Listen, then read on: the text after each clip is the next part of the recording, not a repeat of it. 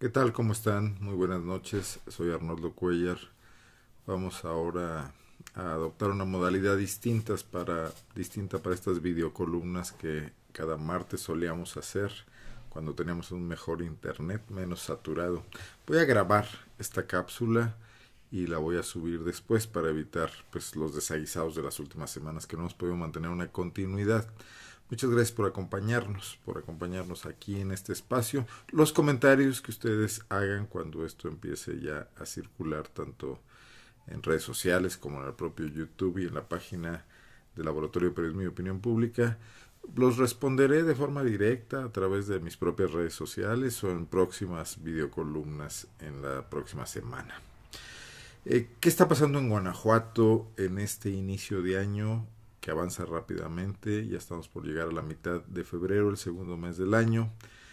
Notamos una energía social muy interesante en el estado de Guanajuato después de que en el 2019 cerramos con esa sorpresiva movilización de los estudiantes de la Universidad de Guanajuato, que ya había tenido un precedente en la movilización de jóvenes, también estudiantes en su mayor parte en Celaya, en protesta contra la inseguridad.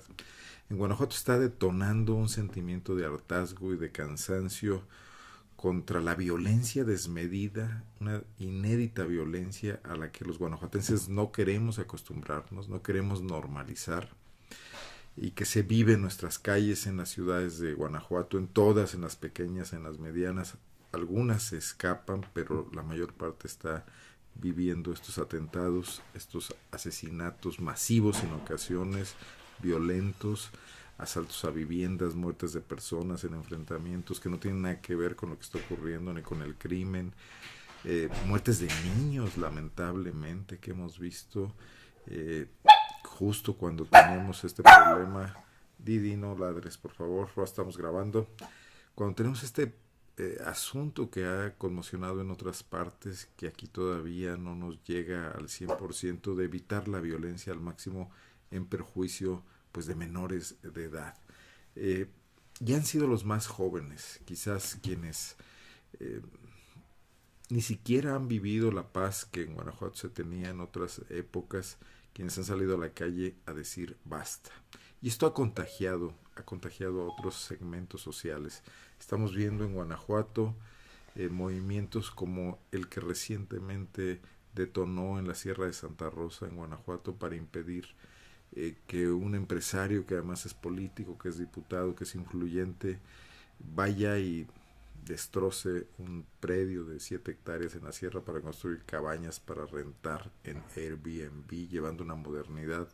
que va a acabar por destrozar los encantos que aún quedan en ese espacio natural, en esa reserva forestal importante, que carece de agua para sus propios habitantes en cantidad suficiente y que va a ser explotada comercialmente sin que estos empresarios hagan la inversión que les tocaría para resolver esos problemas y tratando de colgarse de lo poco que ya existe, de las presas, de la presa que existe ahí y que a duras penas da servicio a los habitantes de varias comunidades. Pero no se han dejado, no obstante que algunos de ellos militan en el propio partido que gobierna Guanajuato hoy, Acción Nacional, los habitantes no se sienten representados por sus autoridades y han buscado formas diferentes de movilizarse, de manifestarse. Pero también vemos organizarse, por ejemplo, a los familiares de los desaparecidos. Esta lacra que ha vivido el país, otras entidades y que hoy también llega a Guanajuato producto de la impunidad, producto de la falta de reconocimiento de la autoridad de que algo venía ocurriendo que no estaba bien con sus propios elementos policíacos, con desde luego grupos criminales que acuden a este expediente de desaparecer personas, gentes que no saben qué pasó con sus familiares, con sus cercanos, que ni siquiera pueden tener la tranquilidad de saber que los han sepultado y que pueden llorarles, que no viven esa angustia, pero que han decidido eh, recurrir a la movilización, a la organización interna, primero para empoderarse, para poder enfrentar el desdén de la autoridad, para poder intervenir en algo que sería esencial y mínimo, que es que sus diputados los escuchen antes de formular una ley de escritorio que como muchas que tenemos no va a servir absolutamente de nada. Y vemos otros espacios, vemos en Celaya grupos que están pidiendo la remoción de la alcaldesa, quizás responsabilizándola de algo que no es estrictamente o que ella no es la única responsable, como lo es la inseguridad en esa ciudad. Yo noto que este Guanajuato del 2020 está viendo nacer un nuevo protagonismo social importante. Quizás equiparable a aquel que se vivió en el inicio de la década de los 90, cuando Guanajuato fue uno de los precursores, no fue el único, para ponerle un alto a esa descomposición política que significaba el priismo, sus dedazos, sus gobernadores decididos desde el centro y ajenos a la realidad estatal. Bueno, hoy también, hoy este panismo que se ha degradado, que se ha deteriorado, que nos gobierna muy mal o nos malgobierna, que solo apuesta a una serie de políticas eh, que también son polémicas, como la exclusiva atracción de inversiones bajo grandes subsidios con recurso público que dan lugar a empresas que obtienen espléndidas utilidades trabajando con mano de obra barata y exportando sus productos a los Estados Unidos, a Centroamérica, a Europa, pero que aquí pagan muy malos salarios, lo cual después de 20 años de esta política no ha logrado reducir la desigualdad en Guanajuato y en buena medida no se explica también este surgimiento de una violencia que no conocíamos, porque se multiplican la falta de oportunidades y porque esto es un caldo de cultivo natural para los grupos que violentan la ley y que hacen un negocio de los ilícitos. Estamos viendo también cómo lo que se veía imposible hace poco tiempo, lo inamovible que parecía ser el fiscal general del Estado, antes procurador Carlos Amarripa, está siendo cada vez más cuestionado. Nadie se imagina cómo sería vivir 9 años más, 8 años más probablemente, bajo la férula de un funcionario público poderoso y soberbio, además, que no parece obedecer ninguna regla ni parece ser empleado de los ciudadanos, sino que ostenta su propia dinámica, pues, de señor feudal o de hombre de quizás de guerra, un señor de la guerra que maneja ejércitos armados en Guanajuato y del que no sabemos cuál es su relación con muchos de los grupos criminales que actúan en la entidad, que no le tenemos esa confianza y esto cada vez permea más de que sea parte de la solución o parte del problema. Yo creo que más bien lo segundo que lo primero. Así empieza 2020. Lamentablemente quienes no parecen estar a la altura de esta efervescencia social son los partidos políticos, y me refiero a todos en general. No se diga ya el PAN, desgastado por el poder y por las complicidades que significa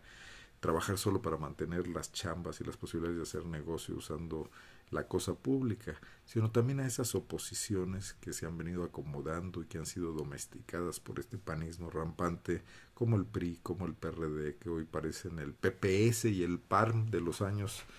70s y 80s de aquel México. Probablemente muchos de quienes son jóvenes no hayan oído hablar de esos partidos políticos, de esas rémoras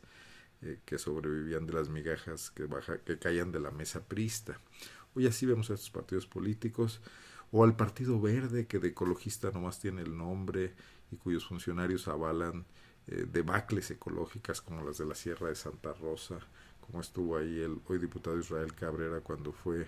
delegado de Semarnat y de alguna manera permitió que esto creciera y ocurriera el desastre que hoy vemos.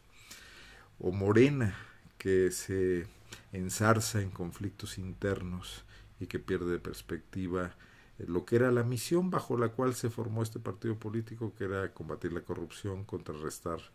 eh, la ostentación y el alejamiento de la clase política con respecto a los gobernados. Y en Guanajuato no vemos mucho de eso con Morena, como no lo vemos tampoco a nivel nacional, que están convertidos en una camarilla golpista que pues tuvieron este regalo inesperado de la voluntad política que acompañó a López Obrador en 2018 y que no saben cómo administrar ese importante capital más allá de las pugnas pequeñas y de las pequeñas vanidades. Pero la sociedad no está esperando a los partidos políticos. Hoy, por ejemplo, vemos que en la Universidad de Guanajuato los jóvenes que pararon la institución en diciembre están planteando seriamente que los acuerdos no queden en el papel y que se traduzcan en decisiones que en verdad cambien la forma organizativa interna de esa institución, algo que parece todavía no haber entendido su autoridad. O los regreso al tema de los familiares de los desaparecidos que se le plantan al Congreso y dicen no sin nosotros esta ley, que están haciendo marchas a las procuradurías de derechos humanos, a las fiscalías regionales para exigir sus derechos y que hoy se ven como una fuerza política importante, actuante de política social, no de política partidista. Vamos a estar analizando aquí con detenimiento cada una de estas luchas. Hoy quisimos hacer un planteamiento un poco general, pero sí compartirles esta visión de que se da un punto de inflexión, un punto de cambio importante en este Guanajuato tan sosegado, tan plano en sus emociones políticas durante prácticamente los últimos 30 años que ha sido gobernado por el Partido Acción Nacional. El propio PAN está enfrente de un reto porque tiene que encontrar la manera de mantener el poder de forma creativa, cosa que hasta hoy no lo vemos logrando. También está cruzado por pugnas internas. Sufrirán una amenaza creciente si es que recibe el registro el partido de Felipe Calderón, porque en Guanajuato hay calderonistas, incluso el expresidente tiene familia en Celaya, políticos importantes han estado muy cerca de él en el pasado, y un desgajamiento hacia el centro derecha es menos complicado que hacia la izquierda, aunque también Morena anda a la caza de cuadros panistas frustrados, sobre todo en las próximas decisiones políticas ahora que se acerca el 2021. Pero eso es la lucha de los partidos. Y yo creo que la gente se está dando cuenta de que los partidos no están siendo una solución para sus problemas, sino se les plantan enfrente, les exigen que cumplan y los vigilan para mantenerlos movilizados. Se me olvidaba mencionar una cuestión importante. Hace unos días el el Comité de Participación Ciudadana del Sistema Estatal Anticorrupción, que tiene un nuevo liderazgo, Fernando Revilla, planteó una propuesta al Comité Amplio del Sistema Estatal Anticorrupción, no recuerdo el nombre, creo que es el Comité Técnico, eh, sobre una investigación realizada por algunos de sus integrantes del Comité Ciudadano con respecto a la proliferación importante de empresas fantasma en Guanajuato, planteando esto como una oportunidad para revisar posibles prácticas que podrían incurrir en corrupción. Hemos seguido esta pista, este hilo fino, y encontramos que una de las empresas ahí señaladas, que es Joga, Distribuciones Joga, que le facturó al gobierno nada más 91 millones de pesos en el 2018, puede estar muy vinculada a un caso de corrupción extremo, que es la adquisición de mochilas para los programas de prevención de la Secretaría de Seguridad Pública, esa misma que dirige el cuestionado Álvaro Cabeza de Vaca.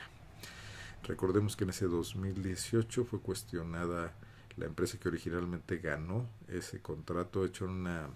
como es típico en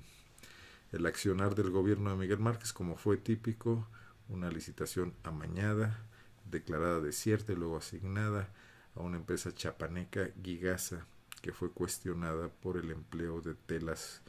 con materiales altamente tóxicos, sobre todo por el contenido de plomo. Este escándalo derivó en que se rescindiera la compra a Gigasa. Las mochilas además tenían un sobreprecio evidente denunciado por los otros competidores de esa licitación, que no resultaron favorecidos. Pero hoy vemos que quien terminó vendiendo las mochilas fue Distribuciones Joga, propiedad de un empresario al parecer de origen poblano, según lo que se ha podido rastrear. Pero Joga terminó vendiéndole al gobierno de Guanajuato mochilas de marca Gigasa, o sea, el mismo que había sido objetado por el contenido tóxico. Probablemente en una operación de intermediación que sirvió para salvar la cara y evadir el problema original, pero también que encareció muy probablemente esta operación, y donde seguramente hay esquemas de corrupción, porque este aferramiento a darle el contrato a la empresa chapaneca Gigasa solo puede obedecer a que había ahí acuerdos inconfesables, y hay quien habla de que estuvo presente en la negociación, de que estuvo, pues digo, es muy ambiguo que yo les diga hay quien habla. Se sospecha seriamente que esta fue una empresa traída a Guanajuato por Rafael Barba Vargas, el Gallo Barba, el compadre de Miguel Márquez, y la operación de asignación la dirigió desde la Subsecretaría de Finanzas, pues el compadre de Miguel Márquez y su guarura en términos de administración, desde que fue director del DIF, Isidro Macías Barro. Esto lo estaremos investigando más a fondo. Por lo pronto parece muy interesante que desde el Sistema Estatal Anticorrupción y desde su Comité de Participación Ciudadana no se caiga nada más en lo que ha pasado durante las dos gestiones anteriores, en ser una música de acompañamiento a la corrupción oficial, una simple simulación, como tantas en el pasado, en estas luchas anticorrupción. Bueno, no quiero hacer estas cápsulas muy largas, son 15 minutos. Voy a subir esto en unos momentos más a mis canales. No está en vivo, fue pregrabado. Yo les agradezco mucho su atención. Vamos a estar siguiendo esta línea en las próximas videocolumnas de los martes. Soy Arnoldo Cuellar y estaré muy atento a los comentarios que me quieran hacer. No se pierda los reportajes y las investigaciones del Laboratorio de Periodismo y Opinión Pública. Una opción de información importante, sin saturación. Muchas gracias y buenas noches.